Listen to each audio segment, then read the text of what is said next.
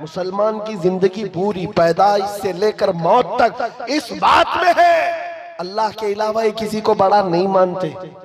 ये झुकते हैं सिर्फ उसके नाम पर।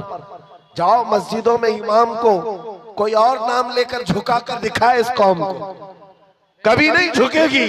और इमाम चाहे किसान का बेटा भी हो, अल्लाह का नाम ले हो तो बादशाह भी झुक जाएगा। बेशक बेशक बेशक। अल्लाह का नाम ले, अल्लाहु अकबर कहे, वो किसान का बेटा इमाम हो और पीछे खड़ा हुआ बादशाह हो, वो झुक जाएगा। बेशक। लेकिन अगर बादशाह भी अपने नाम से झुकाना चाहे, मुजद्दिद अल-फसानी को देखो सर उठाकर खड़ा हो जाए। अपने नाम से कोई झुकाना चाहे, कौम कभी नहीं झुक सकती। हाँ, अल्लाह के नाम पर गरीब बच्चा भी बड़े बड़े को झुका सकता है अल्लाह के नाम पर। तो आपको ये बात याद रखनी है, ये पेशानी हमेशा कहाँ झुकी है? अल्लाह की बारगाह में। अभी मैसेजेस आने लग गए हैं, हमारी जमात के अंदर मौजूद उन गद्दारों के लिए मैं मैसेज देता हूं जो मुनाफिकीन हैं, और कुछ तो हमारी जमात से ताल्लुक ही नहीं, सिर्फ जुब्बा टोपी है। हाँ, चिल्ले वाले और दीगर वाले लोग, उनके बारे में भी मैं बताता हूँ। हालात में बहते हुए कहने लगे, आ जाओ हम भी चलते मंदिर के उद्घाटन, चलते, भाईचारगी कायम रहेगी। अरे भाईचारगी, ये तो तुम अपना दीन खुल करके आज बयान कर रहे हो, पहले से दीन तुम्हारा यही था। कभी राम नबी, कभी कृष्ण नबी, कभी पता नहीं कौन कौन नबी, ये सारी बातें आती रहती रही। लोगों की चापलूसी के लिए, वक्त के हुकूमत पर बैठे हुए चापलूसी के लिए, उनका फसला खाने के लिए दीन तक बदल गए।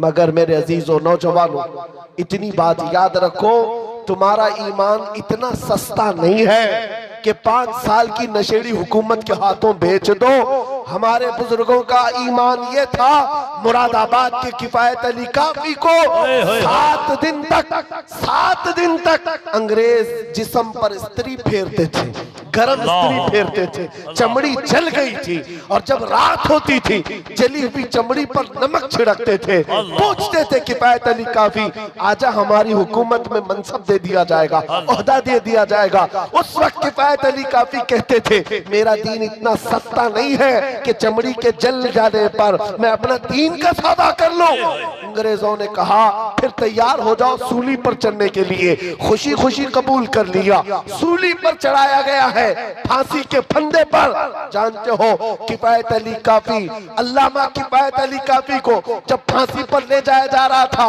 अंग्रेजों ने पूछा तुम्हारी जिंदगी खत्म हो गई, अब बताओ कोई आखिरी ख्वाहिश है? किफायत अली काफी ने कहा, एक ख्वाहिश है कि मरने से पहले नाते रसूल पढ़ करके जाओ, नाते रसूल पढ़ करके जाओ। और पढ़ा भी तो क्या खूब पढ़ा। यूं कहा, कोई गुल बाकी रहेगा न चमन रह जाएगा, पर रसूलुल्लाह का दीने हसन रह जाएगा।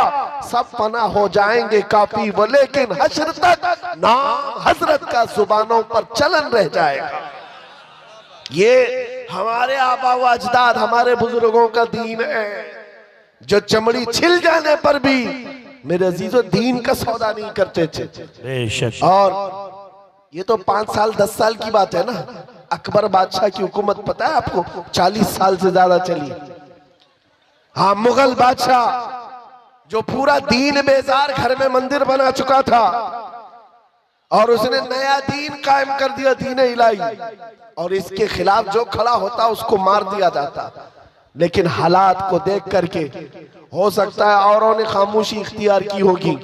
वक्त का मुजद्दिद अल-फसानी अहमद फारूकी सरहिंदी खड़े हो गए जवानी में, कहा दीन इस सरजमीन पर इस्लाम के नाम से कोई होगा तो सिर्फ आमिना के लाल का होगा। क्या बात, बेशक। किसी अकबर का लाया हुआ दीन नहीं चलेगा। इस पादाश में आपको 8 साल तक ग्वालियर की जेल में रखा गया। क्या हुआ? हिम्मत हार गए जेल में जाने के डर से? नहीं मेरे अजीजों, 8 साल के बाद तो बादशाह भी मर गया, अकबर भी खत्म हो गया, उसका दीन भी खत्म हो गया। उसका बेटा जहांगीर आया था। जब पूछा गया कि ये जेल के हालात क्या है ग्वालियर के, सुनो अजीब बात है, एक कासिद आकर के कहता है एक मौलवी को आपके बाबा ने, आपके बाप ने 8 साल पहले कैद किया था, अब हालात ऐसे हैं, 700 कैदियों को तो उसने जेल में आलिम बना दिया है। वाह वाह, सुभान अल्लाह, सुभान अल्लाह, सुभान अल्लाह। ये दीन इस्लाम के शहदाई है, वो सिपाही है, वो जहां रहेंगे मेरे मुस्तफा के निजाम की बात करेंगे, क्या बात है। जहां होंगे हक का ऐलान करते रहेंगे।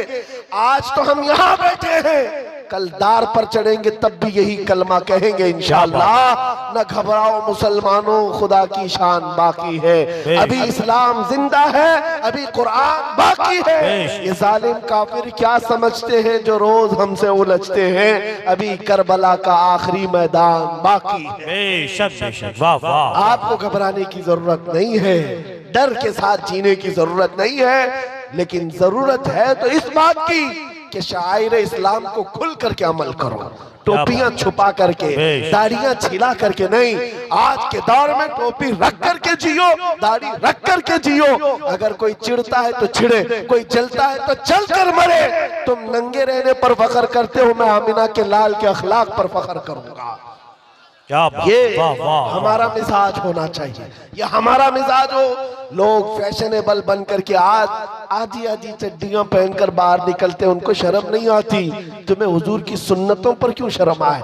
अरे लोग चोटियां रख रहे हैं, बालियां पहन रहे हैं, चूड़ियां पहन रहे हैं, मर्द होकर पता नहीं बीच की मखलूक बन रहे हैं, और तुम्हें हुजूर की दाढ़ी रखने पर क्या शर्म आए?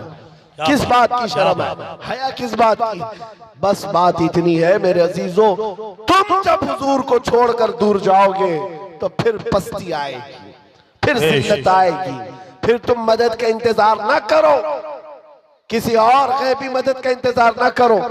मदद कहां से आएगी? जब तुम हुजूर पाक के उन कदमों के पीछे चलो जहां सहाबा चल कर गए थे, मदद आएगी इंशाअल्लाह। आज बस बात मेरी इतनी है, मैं गुफ्तगू को समेटते हुए इतनी बात कहता हूँ, आज ले उनकी पनाह, आज मदद मांग उनसे।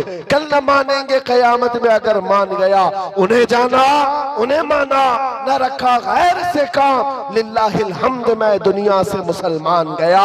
ऐ नौजवानों, ये अहद करके उठो, अपने लिए बहुत जिए हैं, इनके लिए उनके लिए बहुत जिए हैं, अब जीना है तो आमिना के लाल के नाम पर जीना है।